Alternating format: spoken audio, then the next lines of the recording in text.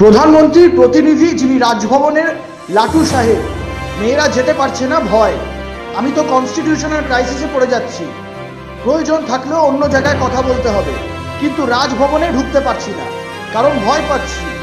যেসব কীর্তিকলাপ বেরিয়েছে তার জন্য ঠিক এই ভাষাতেই রাজ্যপালকে আক্রমণ করলেন রাজ্যের মুখ্যমন্ত্রী মমতা বন্দ্যোপাধ্যায়। রবিবার আমডাঙ্গা সাধনপুর স্কুল মাঠে পার্থভৌমিকের সমর্থনে এক জনসভায় বক্তব্য রাখতে গিয়ে মুখ্যমন্ত্রী মমতা বন্দ্যোপাধ্যায় রাজ্যপাল প্রসঙ্গে বলেন, প্রধানমন্ত্রীর প্রতিনিধি রাজভবনের লাটু সাহেব, মেয়েরা যেতে পারছে না ভয়ে, আমি তো কনস্টিটিউশনাল ক্রাইসিসে পড়ে যাচ্ছি, কারণ আমার প্রয়োজন থাকলেও অন্য জায়গায় কথা বলতে হবে, কিন্তু রাজভবনে ঢুকতে পাচ্ছি না কারণ ভয় পাচ্ছি এই রাজ্যপালের যেসব কীর্তি কেলেঙ্কারি বেরিয়েছে তার জন্য। আজকে কোনো মহিলা যেতে চাইছে না রাজভবনে।